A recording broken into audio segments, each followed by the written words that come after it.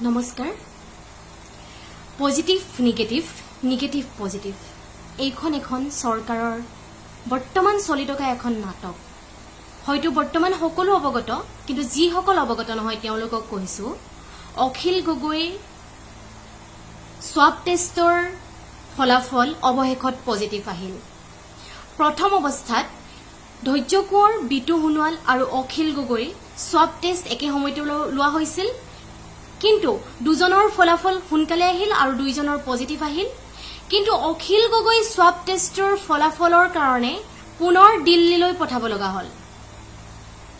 হেইটো অসমৰ ৰাইজৰ বাবে এটা চিন্তনীয় বিষয় কিয় পঠাব লগা হ'ল তেওঁৰ কি বেলেগ ধৰণৰ কৰোনা হৈছে নেকি বেলেগ ধৰণৰ বেমাৰ হৈছে নেকি যাৰ কাৰণে তেওঁৰ পৰীক্ষাৰ কাৰণে দিল্লীলৈ পঠাব লগা হ'ল দিল্লীৰ পৰা কিন্তু নেগেটিভ আহিল কিন্তু আজি অখিল গগৈৰ স্বাব টেষ্ট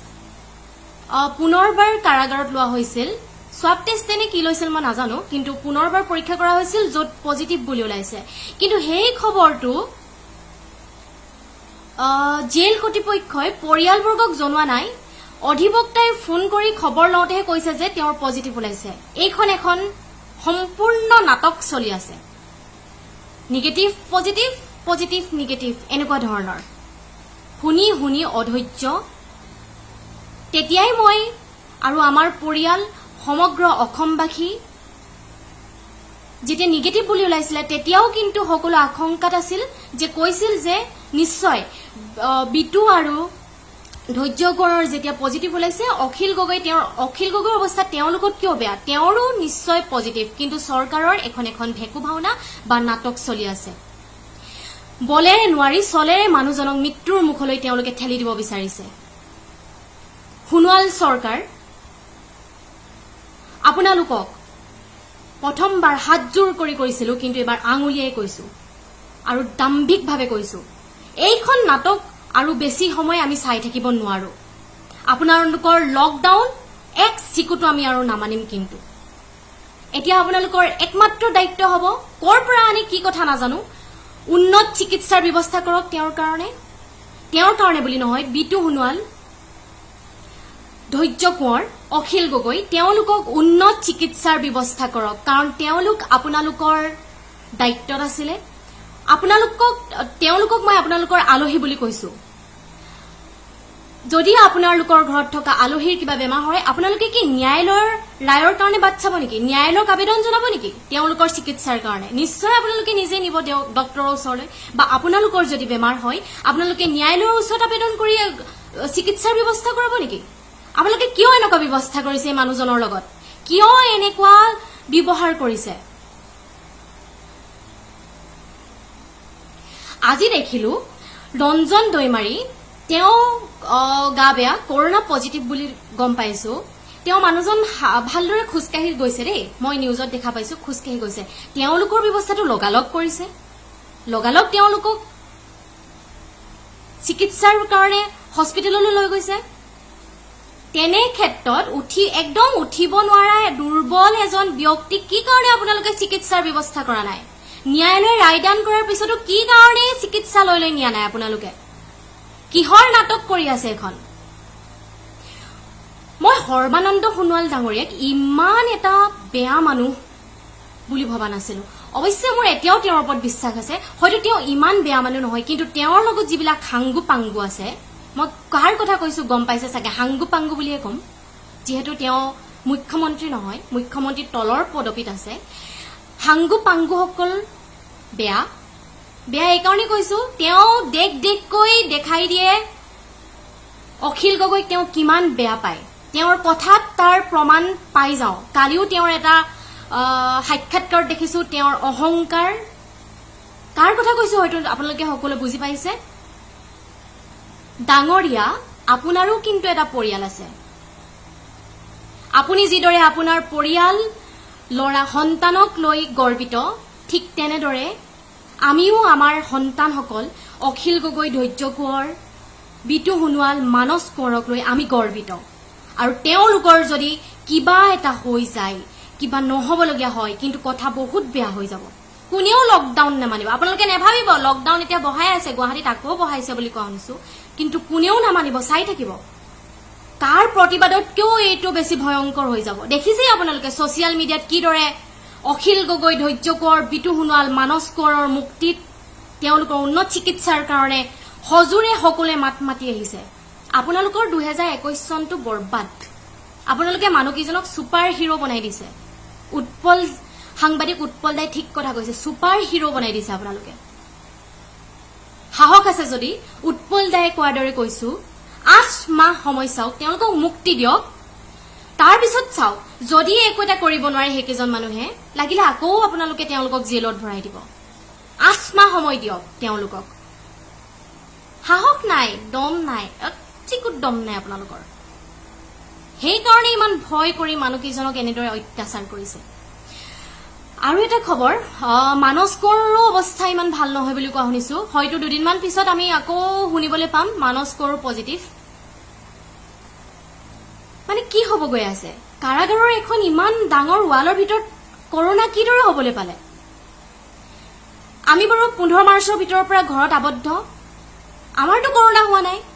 হয়তো সব টেষ্ট কৰিলে আপোনালোকে আমাৰ পজিটিভ উলিয়াই দিব পাৰে নাজানো এখনটো এখন ভেকু ভাওনা চলি আছে পজিটিভ নিগেটিভ নিগেটিভ পজিটিভ নাজানো কি কৰিব কিন্তু কাৰাগাৰৰ মাজত এটো কেনেকৈ হ'বলৈ পালে আপোনালোকে 15 মাৰ্চৰ পিছত যি কেজন কয়দিক তাত থুমাইছিলে নতুনকৈ তেওঁলোকক কিয় পৰীক্ষা কৰি নভৰালে বা কিয় তেওঁলোকক কোৱাৰেণ্টাইনত নাৰাখিলে কি এখন খৰযন্ত্ৰ চলাইছিলে নেকি আপোনালোকে যে এনেকে কৰোনা ৰোগী আনিম অখিল গগৈহেতৰ গাত কৰোনা মেলি দিম এতিয়াও মোৰ কিন্তু এটা আশংকা যেহেতু অখিল গগৈ বিভিন্ন ৰোগত আক্ৰান্ত হৈ থাকে তেওঁ প্ৰায় বিভিন্ন ধৰণৰ বেমাৰ হৈ থাকে বিতু সোণোৱালৰো হৈ আছে আপোনালোকে যদি ইয়াত ৰং ট্ৰিটমেন্ট নকৰে কিন্তু আমি কিন্তু এবাৰ ভালদৰে চকু দি আছো কিবা এটা যদি হ'বলৈ হয় উলাই যাম কিন্তু লকডাউন সকডাউন একো নেমানিম উলাই যাম আপোনালোকে যিদৰে ধ্বংস কৰিছে আপোনালোকক চাই লম এবাৰ ধ্বংস কৰি দিম 2021ত বাধ্য নকৰাব আমাক ধৈৰ্যৰ বান খুল খাই গৈছে অসহ্য হৈ গৈছো আমি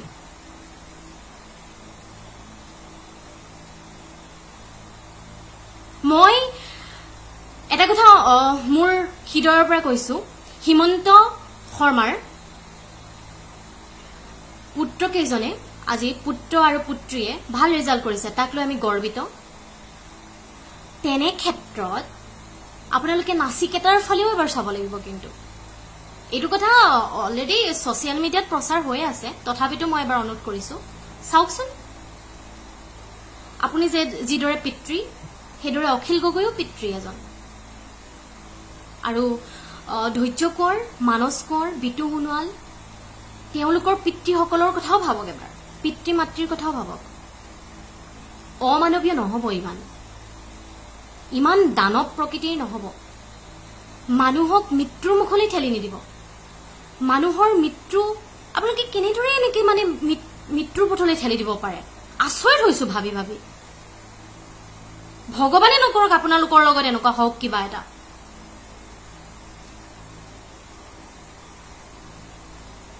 অসহায় হৈ পৰিছো গোটেইখিনি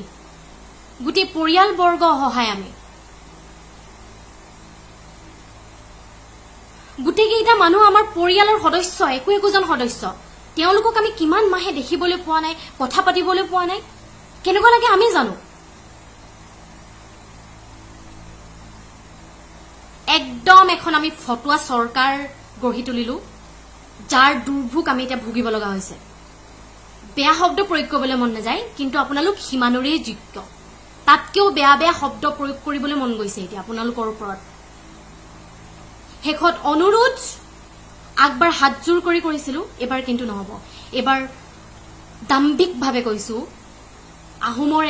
এগৰাকী জীয়ৰী ভাৱে কৈছো যেহেতু মোৰ আগৰ এটা ভিডিঅ' সকলোৱে কৈছে মই বৰ নম্ৰভাৱে কৈ আছিলো সেইকাৰণে এবাৰ কৈছো আহোমৰ এগৰাকী জীয়ৰী আমাক আৰু অভদ্ৰ বা আপোনালোকক আৰু বেয়া ব্যৱহাৰ নকৰিব লাগে যদি আপোনালোকে তেওঁলোকৰ চিকিৎসাৰ উন্নত ব্যৱস্থা কৰক